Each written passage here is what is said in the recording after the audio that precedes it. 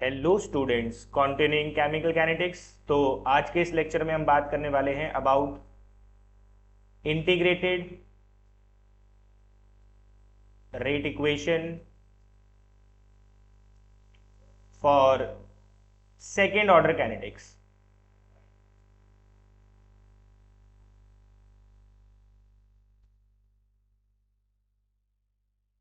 तो एक रिएक्शन ले लेते हैं A2P, जिसका रेट कांस्टेंट K है और ये एक सेकेंड ऑर्डर रिएक्शन है।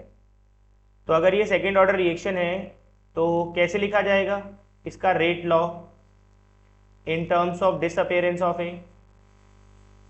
तो जब भी आप रेट लॉ डिसअपेयरेंस की फॉर्म में लिखते हैं तो आपको रेट कांस्टेंट ऑफ रिएक्टेंट लेना होता है। तो इसका कॉफिशिएंट 1 ही है, तो क्या हो जाएगा ये हो जाएगा आपके पास के कंसंट्रेशन ऑफ ए पावर 2, क्योंकि सेकेंड ऑर्डर कैनेटिक्स है तो इसका जो पावर होने वाला है वो कितना होने वाला है, 2 होने वाला है। ठीक है।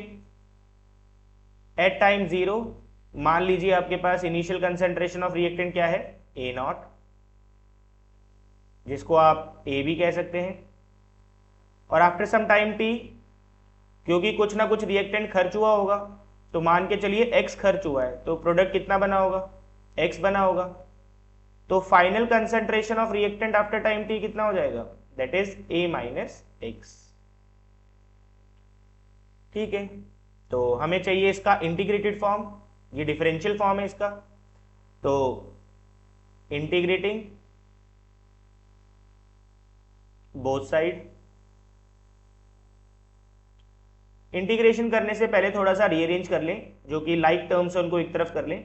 तो कंसंट्रेशन को इस तरफ ले आएं और dt को उस तरफ ले जाएं, तो हमारे पास हो जाएगा -1 upon concentration of A square dA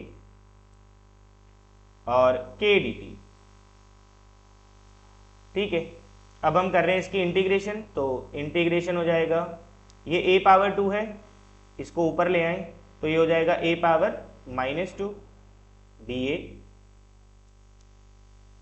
और यहां पर हो जाएगा आपके पास k dt। लिमिट्स जा रही हैं A0 से AT और टाइम की लिमिट्स है फ्रॉम 0 टू T।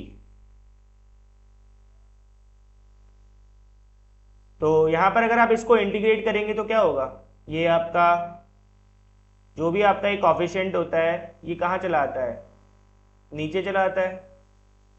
जानते हैं आप integration of x power n dx, क्या रिजल्ट होता है इसका, इसका रिजल्ट होता है x power n plus 1 upon n plus 1। तो जो भी आपका डेरिवेटिव है तो ये हो जाएगा आपके पास a power -2 plus 1 upon -2 plus 1, और ये माइनस ऑलरेडी यहां पर बचा हुआ है। तो ये इंटीग्रेशन होगी इसकी, लिमिट जा रही है A0 से AT। यहां पर k तो कांस्टेंट है, तो 1 का integration with respect to dt क्या हो जाएगा, t, और लिमिट जा रही है 0 टू t। तो नीचे बचेगा आपके पास -1, माइनस माइनस क्या हो जाएगा प्लस, और यहां पे आएगा a पावर -1, तो you are left with 1 upon a। ये आपके पास इंटीग्रेशन हो चुकी है, जिसकी लिमिट जा रही है फ्रॉम A0 टू AT। यहां पर भी एक बार अपर लिमिट डालेंगे और एक बार लोअर लिमिट, तो t -0। तो finally we are left with, एक बार अपर लिमिट डालें तो यहां पर हो जाएगा हमारे पास 1 अपॉन AT माइनस, एक बार लोअर लिमिट A0, यहां पर हमारे पास बचेगा KT। थोड़ा रीअरेंज कर लें तो 1 upon AT equals to 1 upon A0 plus KT। So this is the integrated rate equation for second order kinetics.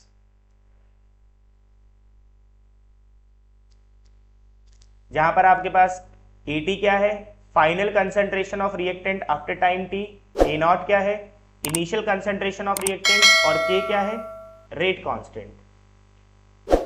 Second हम यहां पे बात करते हैं हाफ लाइफ टाइम की। हाफ लाइफ टाइम,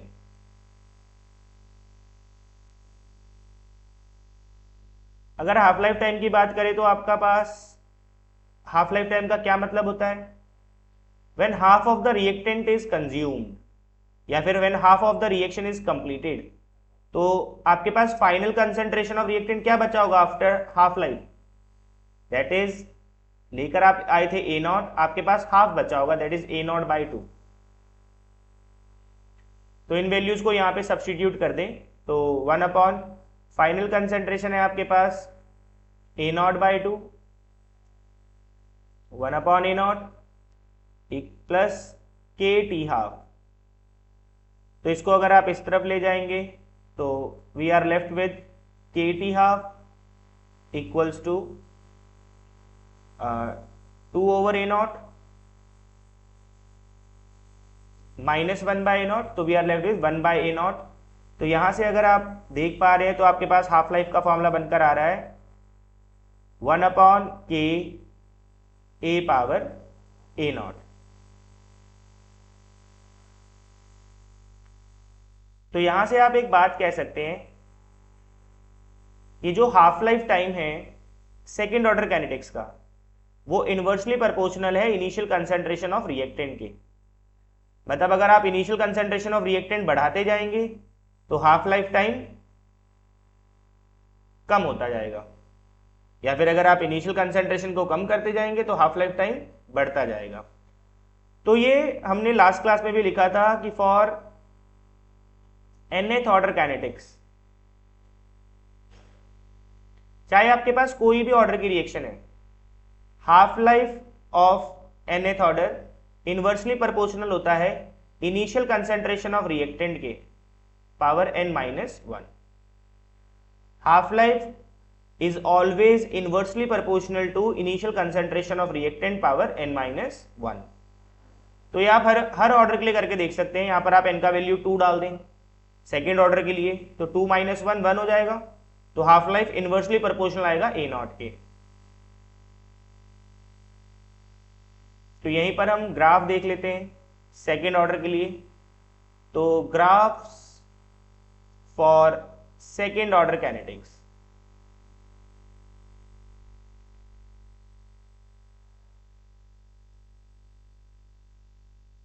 तो अभी अभी हमने इंटीग्रेटेड रेट लॉ ड्राइव किया है, जो कि हमारे पास आया है 1 upon A T equals to K T plus 1 upon A naught. तो अगर हम इसको ग्राफिकली प्लॉट करें, that is 1 upon A T versus T, तो ये हो जाएगा आपके पास y equals to M X plus C. Intercept है आपके पास 1 बाय ए नॉट, मतलब ग्राफ कहीं ऊपर से शुरू करेंगे आप, तो मान के चलिए ये है आपके पास 1 बाय ए नॉट, और स्लोप है इसकी पॉजिटिव, तो ग्राफ जाएगा ऊपर की तरफ। सिमिलरली आप इसके हाफ टाइम को भी प्लॉट कर सकते हैं। हाफ लाइफ का फॉर्मूला क्या है आपके पास, 1 अपॉन के ए नॉट।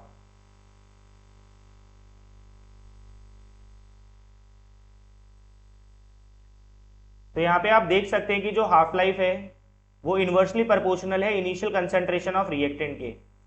तो इसका मतलब अगर आप इनिशियल कंसंट्रेशन को बढ़ाते जाएंगे तो हाफ लाइफ क्या होती जाएगी, कम होती जाएगी।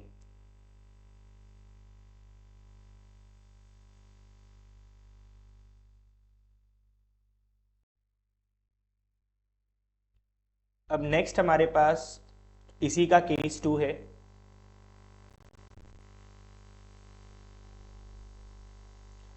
तो जैसे हमारे पास एक और सेकेंड ऑर्डर की रिएक्शन है A प्लस बी। अब हमने इसमें 2 रिएक्टेंट लिए हैं गिव राइज टू P, जिसका रेट कांस्टेंट K है। तो एट टाइम 0 मान लीजिए आपके पास A के कितने मोल्स हैं, कंसेंट्रेशन ऑफ ए है ए और कंसेंट्रेशन ऑफ बी है बी, और प्रोडक्ट इनिशियली कितना बना होगा आपके पास 0। अब जब कुछ टाइम हुआ होगा रिएक्शन को चलते हुए तो कुछ रिएक्टेंट खर्च होगा, तो मान के चलिए x खर्च हो रहा है, तो बचेगा कितना ये a माइनस एक्स। तो अगर ये x खर्च हो रहा है तो ये भी x खर्च होगा, तो ये कितना बचेगा b माइनस एक्स, और ये प्रोडक्ट बनेगा कितना x। तो लिखे जरा इसका डिफरेंशियल रेट लॉ, a की टर्म में लिख लेते हैं, तो minus dA by D T किसके इक्वल हो जाएगा, rate constant and concentration of reactant, concentration of A and concentration of B, power 1, क्योंकि ये सेकेंड ऑर्डर है।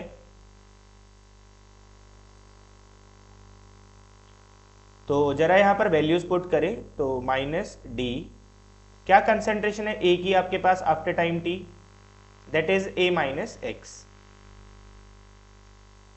By D T equals to K, concentration है आपके पास ए की ए माइनस एक्स और बी की कंसेंट्रेशन है बी माइनस एक्स।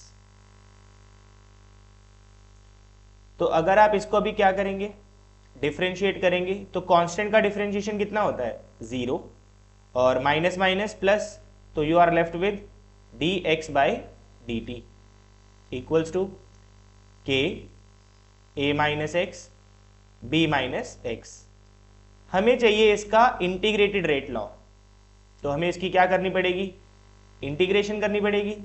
तो उसको करने से पहले थोड़ा सा रीअरेंज कर ले, लाइक टर्म्स को एक तरफ कर ले, तो a माइनस एक्स और b माइनस एक्स को नीचे ले जाए, तो आपके पास बचेगा 1 upon a minus X B minus X D X equals to K D T.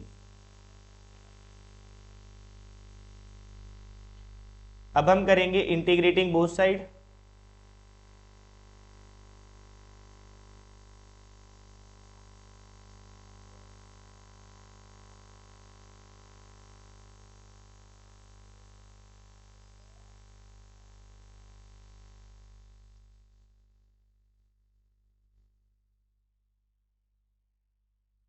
तो x है यहाँ पर, विद रिस्पेक्ट टू x आप इंटीग्रेट कर रहे हैं, तो x की लिमिट्स कहाँ से कहाँ जा रही हैं 0 टू x, और टाइम है यहाँ पे, तो टाइम की लिमिट्स कहाँ से कहाँ जा रही हैं 0 टू t।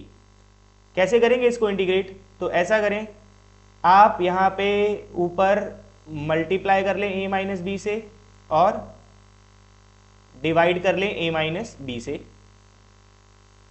तो नीचे आपके पास क्या बचेगा a minus X B minus X D X, और 1 का integration with respect to t क्या हो जाएगा के टी, लिमिट्स है 0 टू t। तो अगर आप यहां पे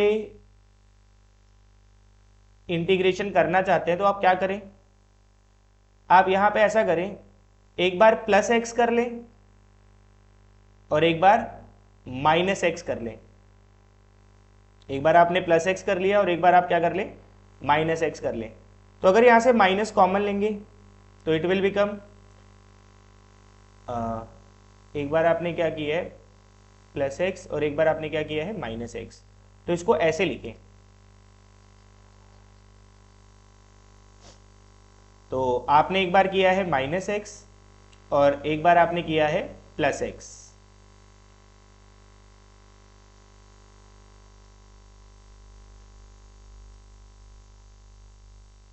यहां पर आपके पास क्या बचेगा के टी।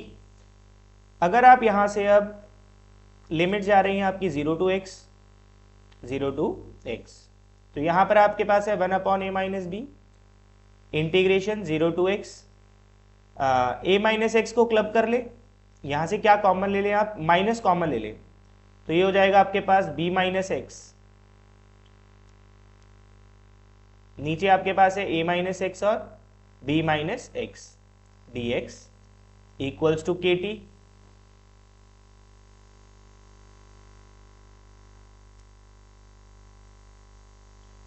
तो अगर अब आप यहां पे देख पा रहे हैं तो आप इसको ऐसा करें, थोड़ा अलग अलग कर ले, तो एक हो जाएगा आपके पास 0 to X A minus X upon A minus X B minus X minus B minus X upon A minus X B minus X.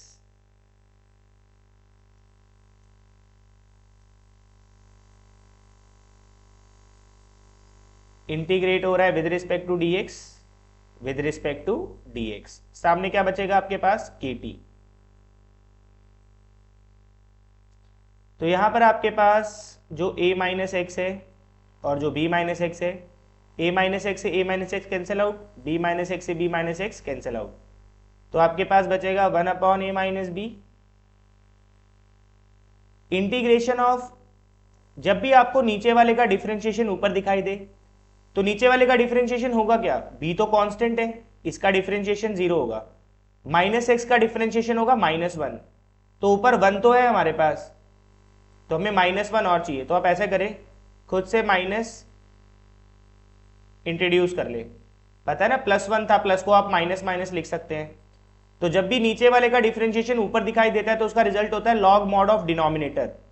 तो इसका रिजल्ट हो जाएगा log of denominator b minus x, बाहर माइनस बचा हुआ है, और नीचे वाले का डिफरेंशिएशन भी क्या है, -1, तो ऊपर तो हमारे पास 1 है।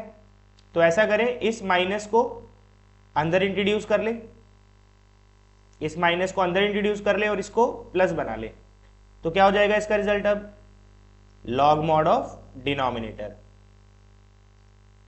लिमिट्स कहां से कहां जा रही है, चलो लिमिट्स एक बार में डाल लेते हैं। लिमिट जा रही है 0 से x, और यहां पर आपके पास है kt। तो एक बार अपर लिमिट डालें, अपर लिमिट डालेंगे तो अपर लिमिट x की जगह पर x ही डल रहा है तो वो सेम ही रहेगा। तो क्या बचेगा मेरे पास, log m minus log n। जब अपर लिमिट डलेगी तो उसका रिजल्ट होता है log m बाय n। फिर एक बार आप इसमें क्या डाल रहे हैं, माइनस, एक बार आप डाल रहे हैं लोअर लिमिट। लोअर लिमिट डालेंगे, x की जगह पे 0 डलेगा, x की जगह पे 0 डलेगा, तो ये हो जाएगा ln a minus ln b, जिसका रिजल्ट हो जाएगा ln a by b equals to kt। तो ये आपके पास इंटीग्रेटेड रेट लॉ आ रहा है फॉर सेकेंड ऑर्डर काइनेटिक्स, जब आपके पास दो डिफरेंट रिएक्टेंट्स होंगे। तो फॉर्मूला याद रखना है आपको, 1 upon a minus B bracket on ln a minus X over b minus X minus ln a by b। तो यहीं पर हम एक और चीज इंट्रोड्यूस करते हैं, नोट। तो मान के चलिए आपके पास एक सेकेंड ऑर्डर काइनेटिक्स है जिसमें दो रिएक्टेंट्स है, a plus B give rise to p, जिसका रेट कांस्टेंट k है, इनिशियल कंसंट्रेशन a है आपके पास और इनिशियल कंसंट्रेशन b है आपके पास at time 0। After some time t कुछ खर्च होगा, क्या बचेगा, a माइनस एक्स, ये क्या बचेगा b माइनस एक्स, और ये बनेगा कितना x, क्योंकि अगर रिएक्शन चल रही है तो कुछ रिएक्टेंट खर्च होगा, तो लेट कर लेते हैं कि x खर्च हुआ। तो अगर ये x खर्च हुआ, अगर ये x खर्च हुआ तो बचा कितना, a माइनस एक्स, अगर ये x खर्च होगा तो ये भी x खर्च होगा, तो ये कितना बचा, b माइनस एक्स, और ये बना कितना x। तो इसके लिए अभी अभी हमने एक इंटीग्रेटेड रेट लॉ ड्राइव किया है। अब हम यहां पर एक चीज कह रहे हैं, when concentration of A is very large, then concentration of B। हाँ जी, हम कह रहे हैं अगर कंसंट्रेशन ऑफ ए बहुत ज्यादा है as compare to concentration of B, तो आप कह सकते हैं कि अगर कंसंट्रेशन ऑफ ए बहुत ज्यादा है तो जो ये खर्च हो रहा है ये बहुत कम होगा, और अगर आप इसको माइनस करें या ना करें फर्क नहीं पड़ेगा। तो a माइनस एक्स अप्रोक्सीमेटली किसको अप्रोच करेगा, a को अप्रोच करेगा। सिमिलरली a माइनस बी भी किसको अप्रोच करेगा, क्योंकि concentration of a is very much, तो उसमें से आप थोड़ा सा अमाउंट माइनस करें या ना करें फर्क नहीं पड़ेगा। तो a माइनस बी भी किसको अप्रोच करेगा, a को अप्रोच करेगा, और a माइनस एक्स भी किसको अप्रोच करेगा, a को अप्रोच करेगा। क्या ड्राइव किया था हमने अभी सेकेंड ऑर्डर कैनेटिक्स के लिए, integrated rate law, k 1/t a minus B bracket on ln a minus B sorry a minus X over b minus X minus ln a by B. तो a minus B में आप किसको ignore कर सकते हैं, a minus B में b ignorable है क्योंकि a बहुत ज़्यादा है, तो ये इग्नोर किया जा सकता है। a माइनस एक्स में आप किसको इग्नोर कर सकते हैं, x को इग्नोर कर सकते हैं क्योंकि concentration of a is very much, तो आप उसको इग्नोर कर सकते हैं। तो क्या बचेगा आपके पास 1/t इंटू ए, यहां पर आपके पास आ गया ln a, क्या होता है log m बाई n, वो होता है log m minus log n minus क्या होगा log m बाई n, वही अगेन log a माइनस, क्योंकि माइनस अंदर जाएगा तो माइनस माइनस प्लस हो जाएगा, log b, ये हो जाएगा। यहां से आपका ln a से ln a कैंसल आउट हो रहा है, तो what you are left with, आपके पास आ रहा है k equals to 1/80 ln of, क्या हो गया ये log m minus log n, क्या होता है, ये होता है log m बाय n।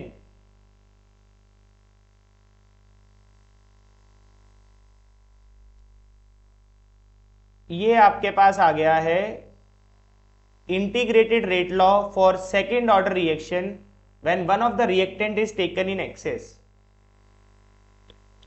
तो अगर आप यहां पे देख पा रहे हैं तो आप ऐसा करें, टी को यहां लेके चले जाएं और के को नीचे लेकर आ जाए, तो ए के ln क्या होता है बी था initial concentration of reactant B, और क्या है b minus X final concentration of reactant B after time t। ये a हमारे पास कांस्टेंट है और k भी हमारे पास कांस्टेंट है, कांस्टेंट इंटू कांस्टेंट कांस्टेंट होगा, तो इसको आप कलेक्टिवली k डैश लिख लें, ln b naught over B T. तो आप देख पा रहे हैं ये आपके पास जो इंटीग्रेटेड रेट लॉ आ रहा है, ये फर्स्ट लॉ का आ रहा है, फर्स्ट ऑर्डर काइनेटिक्स का आ रहा है।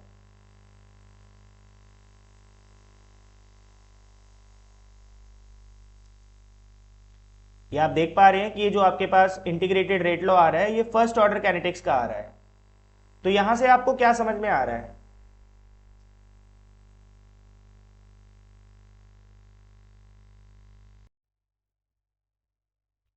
तो क्या बन चुकी है इक्वेशन हमारे पास, t equals to 1/k dash ln initial concentration of b upon final concentration of b। तो आप जानते हैं कि ये क्या बन चुका है, ये आपके पास एक सेकेंड ऑर्डर का रिएक्शन था जो अब क्या बन चुका है, फर्स्ट ऑर्डर बन चुका है विद रिस्पेक्ट टू b। तो it become first order kinetics with respect to B. तो यहां से आप ये कंक्लूड कर पा रहे हैं कि when one of the reactant is taken in access, तो जो आपका रेट ऑफ रिएक्शन है वो उसके ऊपर डिपेंड नहीं करता है। When one of the reactant is taken in excess, then rate of reaction does not depend upon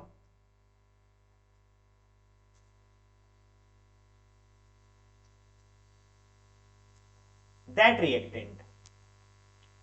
और ऐसी ही रिएक्शन को कहा जाता है, such reactions are called pseudo first order kinetics या फिर सूडो फर्स्ट ऑर्डर रिएक्शन। तो एक बार फिर से देखें, यहां पर हमने क्या देखा है, हमने यहां पर एक रिएक्टेंट एक्सेस में ले लिया, ये हमारे पास एक सेकेंड ऑर्डर की रिएक्शन है। हमने एक रिएक्टेंट एक्सेस में ले लिया, ए हमने एक्सेस में ले लिया, तो अगर ए एक्सेस में है तो उसमें से कुछ खर्च हो रहा है तो वो नेग्लिजिबल है। तो आप एक बड़ी वैल्यू में से एक छोटा वैल्यू माइनस करें या ना करें कोई फर्क नहीं पड़ेगा। तो a माइनस एक्स अभी भी किसको अप्रोच करेगा, a को अप्रोच करेगा।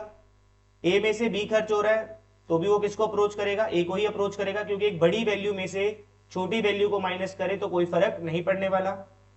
तो जब आपने इसको सब्स्टिट्यूट किया तो आपने देखा कि आपके पास जो रेट लॉ बन रहा है उसमें सिर्फ एक रिएक्टेंट अपीयर हो रहा है। मतलब when one of the reactant is taken in excess, the second order kinetics become first order kinetics. Such reactions are called pseudo first order reaction. तो क्या होती है pseudo first order reaction? Pseudo first order reaction.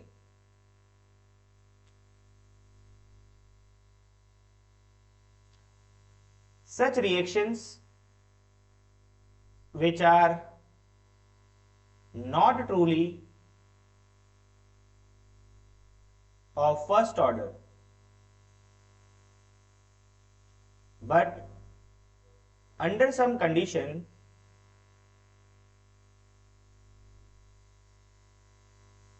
behave like first order। अभी जो आपके पास ऊपर reaction थी behave like first order, तो वो एक्चुअल में सेकंड ऑर्डर है, बट हमने जब वन ऑफ द रिएक्टेंट किस में लिया, एक्सेस में लिया, तो वो क्या बिहेव करने लग चुकी है, वो एक फर्स्ट ऑर्डर काइनेटिक शो कर रही है। तो ऐसी ही रिएक्शन को कहा जाता है सूडो फर्स्ट ऑर्डर रिएक्शन। तो एक और एग्जांपल है, जैसे आपके पास मान के चलिए आपके पास रिएक्शन है a प्लस बी जिसका रेट कांस्टेंट k है और प्रोडक्ट p है, और इसका रेट लो है r equals to k a power to b। अब आप ऐसा करें, आप यहां पे b को एक्सेस में ले लें। When concentration of b is taken in access, तो ये एक्सपेरिमेंटली देखा गया है कि रेट ऑफ रिएक्शन इसके ऊपर डिपेंड ही नहीं करता। When one of the reactant is taken in access, the rate of reaction does not depend upon the concentration of that reactant. तो अगर इसके ऊपर डिपेंड ही नहीं करेगा तो इसका रेट लो एक्चुअल में क्या हो जाएगा, अब ये कांस्टेंट हो चुका है, क्योंकि इसकी अमाउंट आपके पास बहुत ज्यादा है, तो कुछ खर्च भी हो रहा है तो भी फर्क नहीं पड़ेगा क्योंकि एक्सेस में ले रखा है आपने। तो ये कांस्टेंट है, ये भी कांस्टेंट है, constant into constant k dash हो जाएगा। तो आपका ये थर्ड ऑर्डर का रिएक्शन क्या बिहेव कर रहा है, second order kinetics.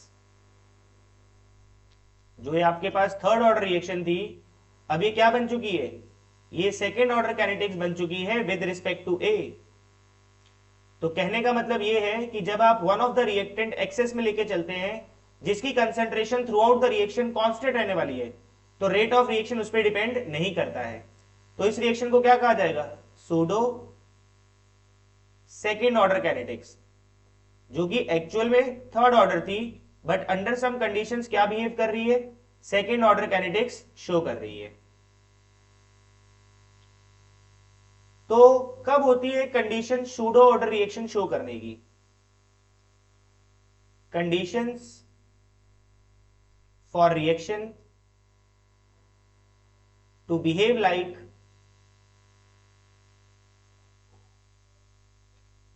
Pseudo order reaction.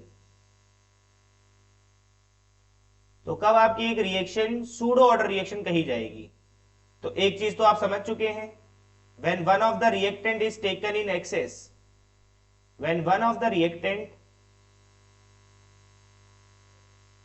is taken in excess, the rate of reaction does not depend on that reactant, तब आपकी एक रिएक्शन सूडो ऑर्डर बिहेव कर सकती है। Second, when the reaction involve presence of catalyst. अब आप जानते ही हैं कि जो कैटलिस्ट होता है, रिएक्शन का मतलब है कि जब आपका रेट लॉ इन्वॉल्व करेगा कैटलिस्ट को, तो आप जानते हैं कि जो कैटलिस्ट होता है उसकी concentration throughout the reaction क्या रहती है, कांस्टेंट रहती है। Concentration of catalyst through out the reaction, क्योंकि कैटलिस्ट रिएक्शन में पार्टिसिपेट नहीं करता, concentration of catalyst through out the reaction remains constant. तो अगर कोई चीज बदली नहीं रही तो क्या उसके ऊपर रेट लॉ डिपेंड करेगा? क्या उसके ऊपर रेट ऑफ रिएक्शन डिपेंड करेगा? नो। तो इस टाइम पर भी आपकी रिएक्शन क्या बिहेव करेगी? सूडो ऑर्डर रिएक्शन बिहेव करेगी। और एक और कंडीशन होती है, when reaction involve solvent, when the solvent involved in the reaction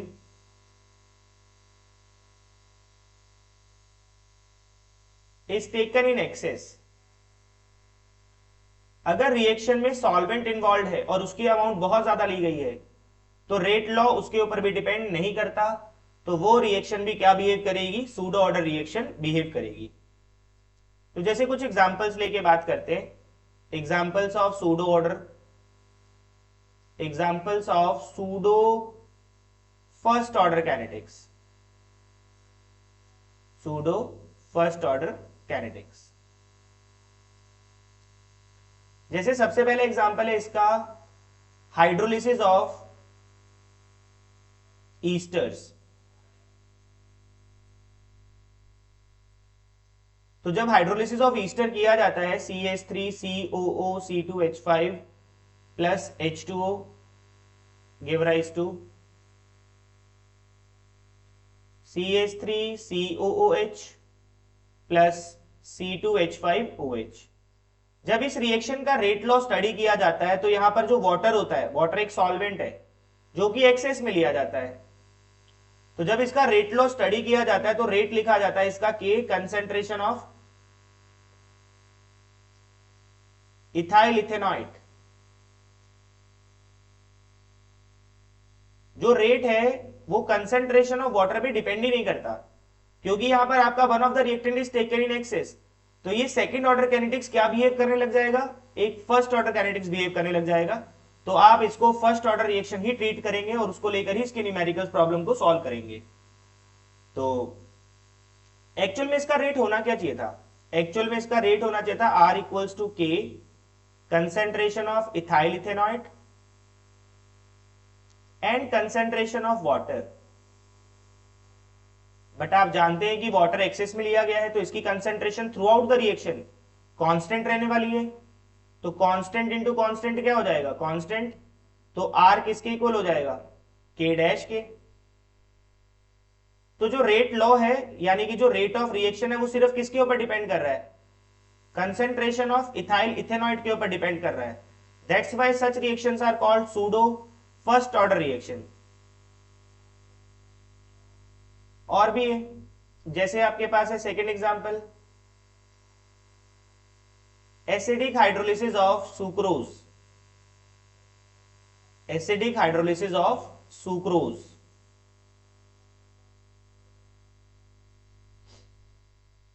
C12H22O11 water की प्रेजेंस में H प्लस कैटलिस्ट, तो ये बनाता है C6H12O6, glucose plus fructose, glucose plus fructose. तो ये रिएक्शन भी एक सॉल्वेंट इन्वॉल्व कर रही है, वाटर, जो कि एक्सेस में है। तो when one of the reactant is taken in access तो रेट लॉ उसके ऊपर डिपेंड नहीं करता है। तो वैसे इसका रेट लॉ क्या होना चाहिए था? R equals to K, concentration of sucrose and concentration of water. But आपने वाटर एक्सेस पे लिया है तो उसकी concentration throughout the reaction constant रहेगी। तो कांस्टेंट इंटू कांस्टेंट कांस्टेंट ही रहेगा।